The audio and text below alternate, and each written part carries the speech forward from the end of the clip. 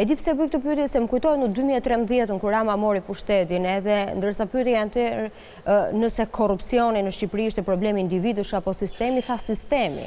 Edhe ndërmori shumë reforma. Për sot kemi një numër jashtëzakonisht shumë të lartë qeveritarësh të cilët janë të akuzuar për korrupsion. Eksaktësisht. Pra korrupsioni dhe krimi organizuar në Shqipëri është i përhapur fatkeqësisht dhe në nivelet të mëdha. Pra nuk janë raste të izoluara. Nuk po flasim për raste të izoluara. Unë gjithmonë kam bërë një shembull shumë të thjeshtë. Mendoni nëse kërcëtojnë shtetin.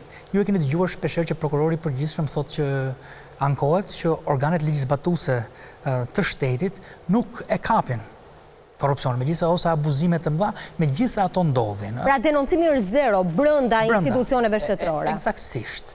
Pra mënyra që ti ngrej një sistem, atëherë mendoni në këtë mënyrë. Mendoni një dhomë, shteti është ndërtuar në një mënyrë të tillë, mendoni një dhomë që ka shumë zile të vendosura në këtë dhomën. Dhe shteti këto zilet janë ose për të parandaluar një gjë të keqe dhe për të dhënë sinjalin, ose për të lajmëruar, ose për ta kapur pasi një hajdut është futur për të dalë. Dhe ndonjëherë ndodh që miu futet dhe nuk kapet asnjë nga zilet. Dhe kjo është okay për sistemin, sepse është është i vogël. Po mendoni pak të futet elefanti i parë dhe asnjë nga zilet nuk bie. Futet elefanti i dytë dhe asnjë nga zilet nuk bie. Futet elefanti i tretë dhe asnjë nga zilet nuk bie. Kjo është e pamundur. Të paktën një nga zilet duhet kishte rënë të këtyre që ne quajmë sistemet kontrollit që ka qeveria, duke filluar nga miratimet, kontrolli pas fakteve, kontrolli situacioneve, gjithë sisteme që ne kemi me njerëz të pafund. Dhe pyetja që shtrohet është, këta njerëz, kush është përgjegjës për ngritjen e këtyre sistemit të ziles dhe kush është personi ose personat në aftësinë më të mirë për t'i fikur të gjitha zilet njëkohësisht. Qofse unë jam një nga zilet, maksimoj fil zilen time dhe mbaj përgjegjësi për të, por nuk të detyroj dot ty të fikësh ti zilen tënde.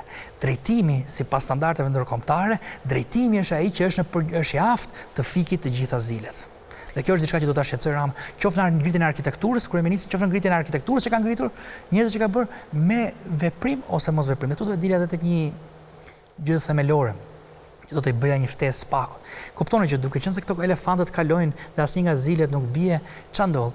Spaku nuk mund të procesojë dot të gjitha këto krime. Pra ti në një farë mënyre je duke sabotuar, duke mos e ndihmuar, duke mos bërë ti pjesën tënde ose organet që janë në dorën tënde nuk janë duke vepruar në një farë mënyre ti po e bukos ato organ që mos Kto që në atë kohë ishin edhe këta bilbil fryrësit, që duhet edhe të denonconin korrupsionin brenda institucioneve. Nuk e di se sa le paguajnë për ata, po çështja është as nga këta nuk ka asnjë denoncim, përveç këtyre letrave anonime të njohura ndryshe si Nestianko. Pakisisht ne nuk kemi dhe kjo do ta bëj të shqetësohet kryeministri nëse vërtet ka kështu.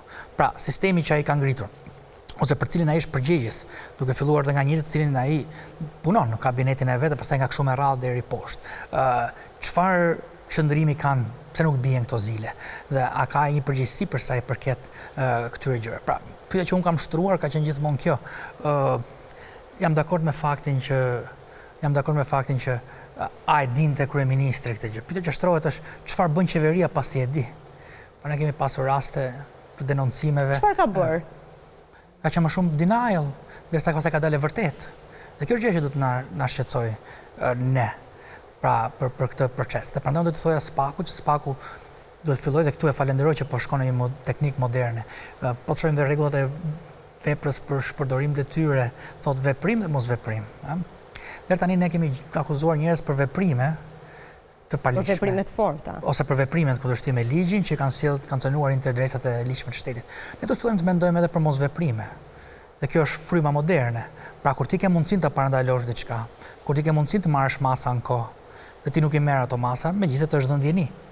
Dhe kjo do të jetë fryma e re që besoj që Spaku duhet të ketë në mënyrë që mos merret me raste sporadike, por të krijoj frymën që njerëzit mos bëjnë më sikur nuk i kanë rënë ziles, sikur zile nuk ka punuar, sikur se kanë parë e të gjitha këto elemente. Në mënyrë që të heqet dhe presioni nga vetja e vet.